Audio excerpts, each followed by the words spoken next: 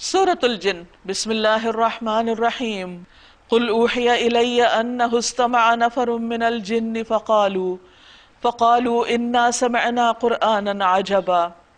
اے نبی صلی اللہ علیہ وسلم کہیے میری طرف وحی بھیجی گئی ہے کہ جنوں کے ایک گروہ نے غور سے سنا، یعنی قرآن مجید کو غور سے سنا، پھر جا کر اپنی قوم کے لوگوں سے کہا ہم نے ایک بڑا ہی عجیب قرآن سنا ہے، یعنی اس سے پہلے ایسی کوئی چیز نہیں سنی۔ نبی صلی اللہ علیہ وسلم نے جنوں کے سامنے قرآن نہیں پڑھا تھا اور نہ آپ نے ان کو دیکھا تھا، اللہ تعالیٰ نے وحی کے ذریعے آپ کو یہ خبر دی۔ اس زمین پر انسان کے علاوہ جن بھی آباد ہیں اور وہ بھی مکلف ہیں، ان سے بھی اللہ نے اپنی عبادت کا مطالبہ کیا ہے۔ وَمَا خَلَقْتُ الْجِنَّ وَالْإِنسَ إِلَّا لِيَعْبُدُونَ، میں نے جن و انس کو اپنی عبادت کے لیے پیدا کیا۔ تو نبی صلی اللہ علیہ وسلم کی رسالت صرف انسانوں کی طرف نہیں تھی بلکہ وہ جنوں کی طرف بھی اللہ کا پیغام لے کر آئے تھے۔ تو بہرحال جنوں کے ایک گروہ نے آپ سے قرآن سنا، اور جب سنا تو فوراً آگے جا کر بتانا شروع کیا، اور فوراً پہچان گئے کہ یہ قرآن کیسی کتاب ہے۔ کہا جو راہ راست کی طرف رہنمائی کرتی، سیدھا راستہ دکھاتی ہے کتاب۔ پہلی دفعہ سن کے پتہ چل گیا کہ کتاب کس کام کے لیے آئی ہے۔ یعنی ایک طرف نوح علیہ السلام کی قوم کو 950 سال میں نہیں سمجھ آیا کہ وہ کیا کہہ رہے ہیں، کیونکہ وہ سننا نہیں چاہتے تھے، سمجھنا نہیں چاہتے تھے، اور دوسری طرف جنوں کے گروہ نے ایک ہی بار بات سنی اور ان کو پورا مقصد سمجھ آ گیا۔ تو فرق کس چیز کا ہے؟ دلچسپی کا، سنجیدگی کا، کہ واقعی انسان کوئی سچا ہو اپنی ذات کے اندر، اپنے لیے مخلص ہو۔ تو کہنے لگے اس لیے ہم اس پر ایمان لے آئے، اور اب ہم ہرگز اپنے رب کے ساتھ کسی کو شریک نہیں کریں گے، اور یہ کہ ہمارے رب کی شان بہت اعلیٰ و عرفہ ہے، اس نے کسی کو بیوی یا بیٹا نہیں بنایا۔ اب دیکھیے کہ عام طور پر انسانوں کے جو جنوں کے بارے میں خیالات ہوتے ہیں بڑے منفی ہوتے ہیں۔ جن کا لفظ آتے ہی لوگ سوچتے ہیں کہ بہت ہی خراب سی کوئی چیز ہے، حالانکہ ایسا نہیں ہے، سب جن برے نہیں ہوتے۔ دیکھیے جنہوں نے قرآن سنا وہ بہت اچھے بھی تھے، اور انہوں نے فوراً بات مانی اور پھر فوراً شرک کی تردید کر دی کہ ہم صرف اللہ کی عبادت کریں گے،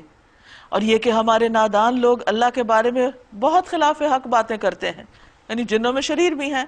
اور نادانی میں ناسمجھی میں ایسی باتیں کر رہے ہیں، اور یہ کہ ہم نے سمجھا تھا کہ انسان اور جن کبھی خدا کے بارے میں جھوٹ نہیں بول سکتے، یعنی ان کا یہ خیال تھا کہ اگر کوئی جھوٹ بولے گا تو شاید پکڑ ہو جائے۔ تو کہتے ہیں قرآن سن کے ہمیں سمجھ آ گئی کہ جن بھی اور انسان بھی غلط باتیں کرتے ہیں، اور یہ کہ انسانوں میں سے کچھ لوگ جنوں میں سے کچھ لوگوں کی پناہ مانگا کرتے تھے۔ اس طرح انہوں نے جنوں کا غرور اور زیادہ بڑھا دیا۔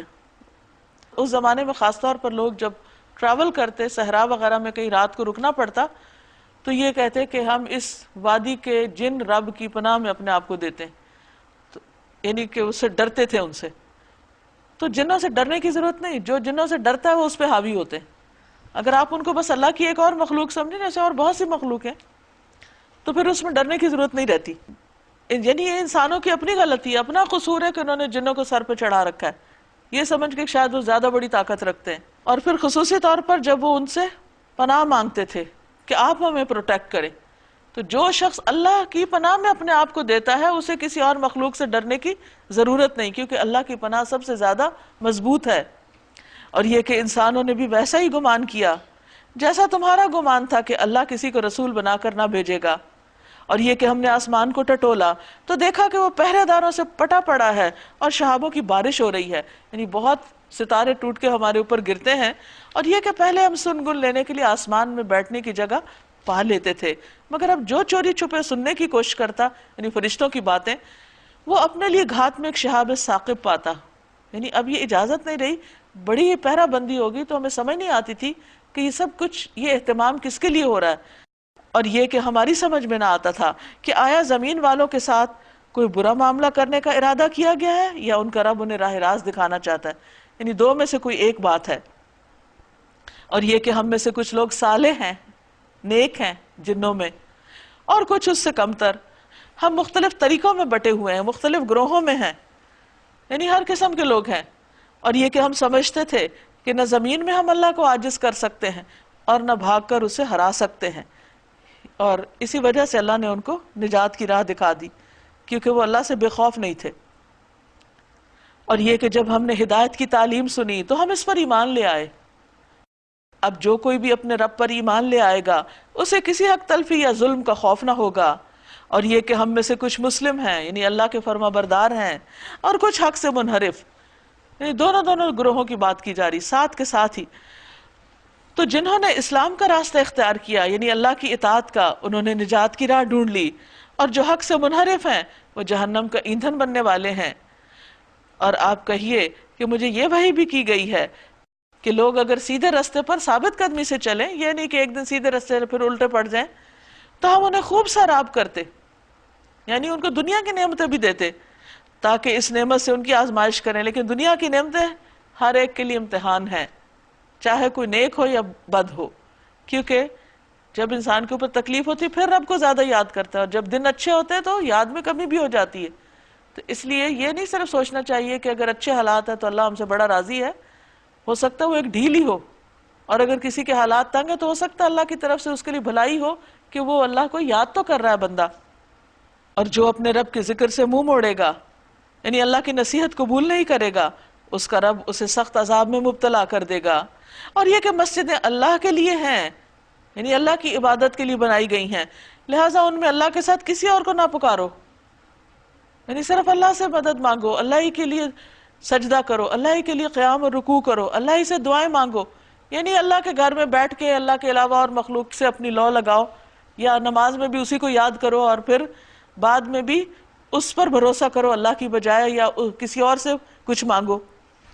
اور یہ کہ جب اللہ کا بندہ اس کو پکارنے کے لیے کھڑا ہوا تو لوگ اس پر ٹوٹ پڑنے کے لیے تیار ہو گئے۔ قل انما ادعو ربی ولا اشرک به احدا قل انی لا املک لکم ضرا ولا رشدا قل انی لن یجیرنی من اللہ احد ولن اجد من دونه ملتحدا الا بلاغا من اللہ ورسالاته ومن يعص الله ورسوله فإن له نار جہنم خالدین فیہا ابدا۔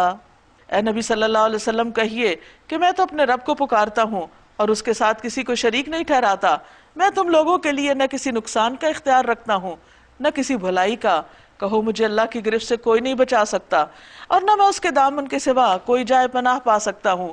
میرا کام اس کے سوا کچھ نہیں کہ اللہ کی بات اور اس کے پیغامات پہنچا دوں۔ اب جو بھی اللہ اور اس کے رسول کی بات نہ مانے گا اس کے لیے جہنم کی آگ ہے، ایسے لوگ اس میں ہمیشہ رہیں گے۔ یہ لوگ اپنی اس روش سے باز نہ آئیں گے یہاں تک کہ جب اس چیز کو دیکھ لیں گے جس کا ان سے وعدہ کیا جا رہا ہے تو انہیں معلوم ہو جائے گا کہ کس کے مددگار کمزور ہیں اور کس کا جتھا تعداد میں کم ہے۔ کہو میں نہیں جانتا کہ جس چیز کا تم سے وعدہ کیا جا رہا ہے وہ قریب ہے یا میرا رب اس کے لیے کوئی لمبی مدت مقرر فرماتا ہے۔ وہ عالم الغیب ہے، اپنے غیب پر کسی کو مطلع نہیں کرتا سوائے اس رسول کے